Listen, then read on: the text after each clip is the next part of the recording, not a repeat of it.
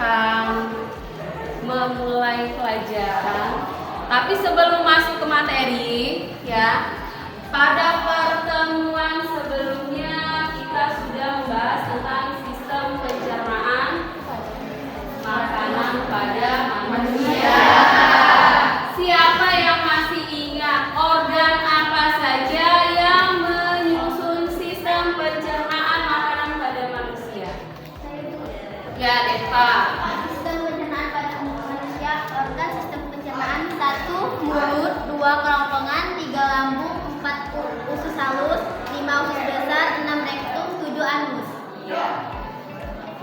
Jadi organ penyusun sistem pencernaan itu dimulai dari mulut, kerongkongan, lambung, usus halus, usus besar, rektum, dan anus. Baiklah, untuk hari ini kita masih melanjutkan tentang sistem pencernaan pada manusia, tetapi berhubungan dengan yang namanya zat makanan. Ya.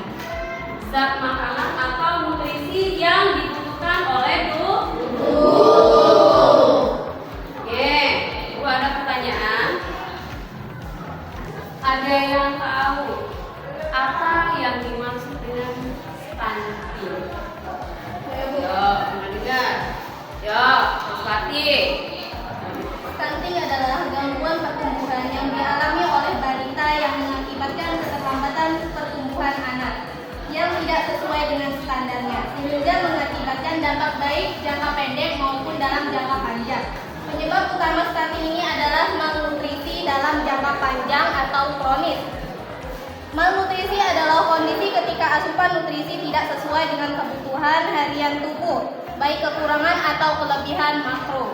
Organisasi Kesehatan Dunia menyatakan bahwa sekitar 20% kasus stunting terjadi sejak anak berada dalam kandungan. Hal ini diakibatkan oleh ibu hamil yang tidak memakan makanan yang bergizi sehingga janin kekurangan nutrisi.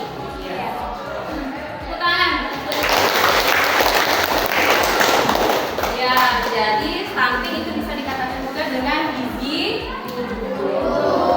karena malnutrisi, tapi kekurangan gizi. Jadi ada manfaatnya kita belajar tentang zat makanan. Ada berapa macam zat pada makanan yang dibutuhkan oleh tubuh? Ada 5. Yang pertama karbohidrat, yang kedua lemak, yang ketiga protein, yang keempat mineral, dan yang terakhir itu adalah vitamin. Jadi kalau sudah belajar tentang zat makanan, Ibu harapkan kalian tahu, ya, apa saja zat yang diperlukan oleh tubuh, terus apa saja fungsi dari zat-zat itu, ya, biar nanti bisa diterapkan dalam kehidupan sehari-hari, yaitu kalian bisa menyusun yang namanya menu seimbang. Ya, paham? Untuk masuk ke materi selanjutnya, sebelumnya kita akan melakukan yang namanya pretest, ya. Pretest silakan kalian kerjakan, itu linknya sudah Ibu kirim, ya. Ibu kasih waktu sekitar kurang lebih 2 menit. Silakan dibuka linknya.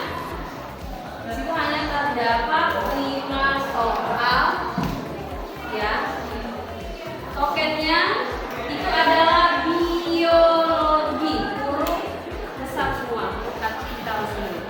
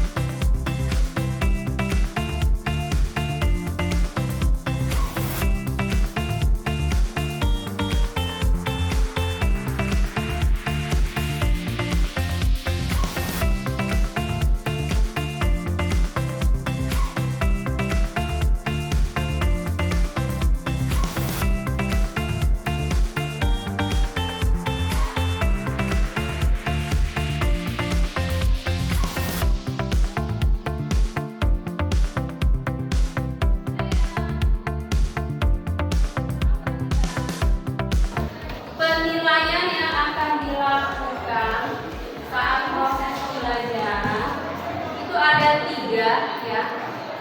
Ada 3. Yang pertama itu yang baru selesai kalian lakukan yaitu pretest. Terus yang kedua itu sikap ya.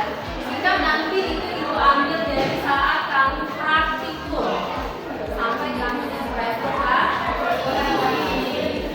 Terus yang ketiga itu nanti di akhir pembelajaran ada yang namanya post test ya. Jadi ada 3 itu. Dan sekarang kita lanjutkan ya. Di depan itu sudah ada gambar ya. Ada gambar salah satu makanan yang lagi viral. Jadi makanan itu ada zat yang terkandung di dalam situ ya. Zat apa saja nanti akan kita bahas. Untuk membahas makanan yang mengandung pada zat yang terkandung pada makanan, kita akan melakukan yang namanya praktikum uji zat makanan. Kemarin kan sudah disuruh bawa alat-alatnya. Sudah. Walaupun dengan alat yang sederhana. Kita akan menguji yang namanya amilum ya. Amilum itu berasal dari karbohidrat. Terus kita akan menguji yang namanya glukosa yang juga berasal dari karbohidrat. Terus kita akan menguji yang namanya protein. Lagi kita akan menguji yang namanya lemak. Nanti perhatikan di depan. Ini ada larutan yang akan kita gunakan untuk menguji zat makanan ya. Larutannya itu ada 3. Yang pertama itu ada biurep ya. Biurep ini fungsinya adalah untuk menguji zat makanan yaitu berupa protein. Terus yang kedua itu ada BDD ya. Kita akan menguji zat makanan yaitu glukosa. Satu lagi betadin, iodin untuk menguji yang namanya amilum. Iya, paham ya? Kemarin sudah ibu bagi kelompok ya. Satu kelompok itu ada 5 orang. Nanti kalian melakukan praktikum, hasilnya silakan ditulis di LKPJ. Ini ada lembar refleksi siswa. Nanti kalian isi ya. Diisi. Terus ini nanti ibu tanya setelah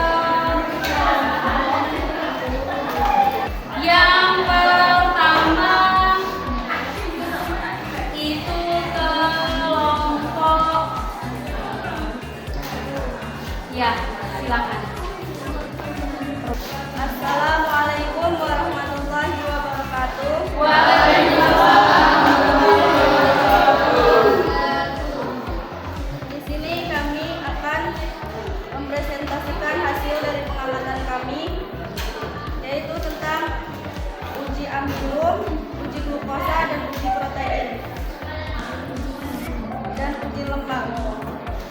Dari pengamatan kami, yang mengandung uji amilum yaitu nasi dan ubi, sedangkan pisang dan putih telur tidak mengandung zat amilum.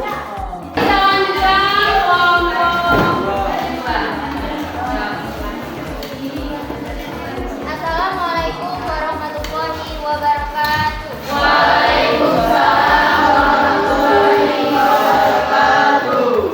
Saya akan mempresentasikan hasil pengamatan kelompok saya. 1. Uji amilum. Bahan makanan: nasi, ubi, pisang, putih telur. Yang terkandung zat makanan yang mengandung amilum adalah nasi dan ubi. Perubahan warna yang terjadi yaitu biru kehitaman. Uji glukosa. Zat makanan yang mengandung glukosa adalah nasi, pisang. Assalamualaikum warahmatullahi wabarakatuh. Waalaikumsalam warahmatullahi wabarakatuh.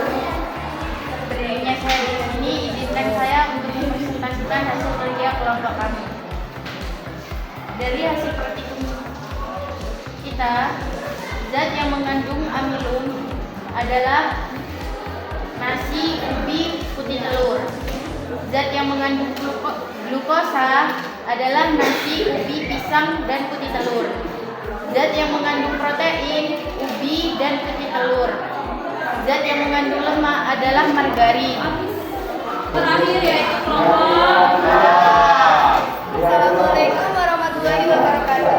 Waalaikumsalam warahmatullahi wabarakatuh. Kesimpulan dari hasil pengamatan kelompok kami adalah di dalam bahan makanan yang kami uji coba memiliki kandungan yang berbeda-beda. Ada yang memiliki kandungan protein yang lebih tinggi tapi kandungan karbohidratnya sedikit. Ya, jika ada yang kurang jelas, boleh bertanya. Pertanyaannya, mengapa? Tadi kesimpulan kami adalah makanan karbohidrat karena nasi memiliki karbohidrat. Karena nasi mengandung Karbohidrat dan kami kandungan proteinnya sedikit. jadi untuk pelajaran zat makanan itu sudah kita lakukan praktikum untuk mengetahui ya zat makanan yang terkandung di dalam beberapa makanan yang kamu tadi. Ada yang bisa menyimpulkan dari hasil pembelajaran kita hari ini. Dari makanan sebelah, untuk satu porsi atau sekitar 200 gram dari sebelah mengandung 262 kalori. Nah, kandungannya dari 45% karbohidrat atau setara 31,15 gram dan 43% lemak atau setara 13,31 gram serta 12% protein atau setara 8,15 gram. Manfaat dari makanan sebelah adalah sumber energi. Jadi kesimpulannya ya dari yang kalian lihat tadi ada makanan berupa di mana di situ ada kandungan zatnya. Tapi yang paling tinggi tadi sudah disebutkan oleh si Nurul ya. Yang paling tinggi adalah setelah karbohidrat ada iya, ada dua itu yang paling tinggi. Protein ada tapi dalam jumlah yang sedikit. Untuk vitamin dan mineralnya juga tidak ada. Sedangkan untuk sehari-hari yang kita butuhkan itu ada 5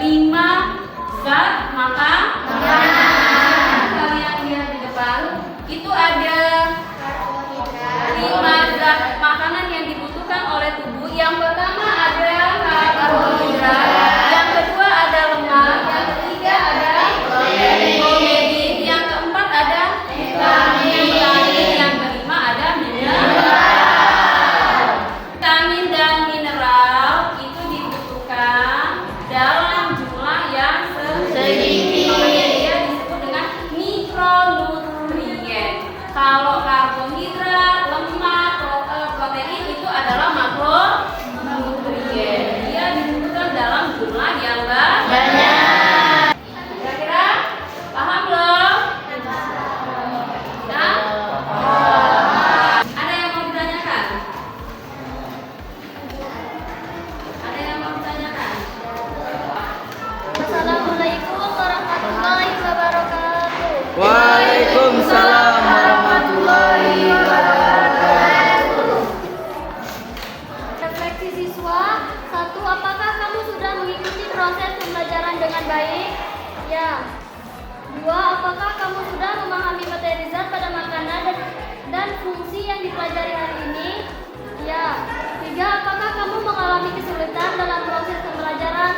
Tidak. Jika iya, pada bagian mana kamu mengalami kesulitan dalam proses pembelajaran? Tidak.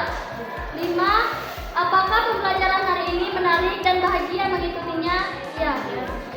Terus sekarang sebelum kita mengakhiri pelajaran nih ada soal post test ya.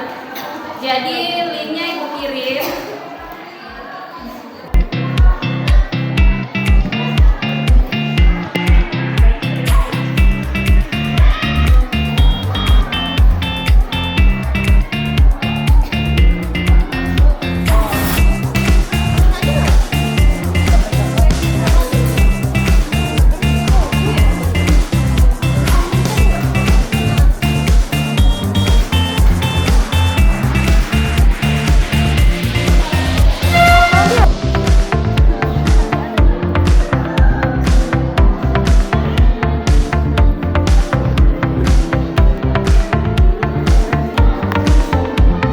Bala-bala dan TV goreng kandung lemak yang bisa kita lihat dari video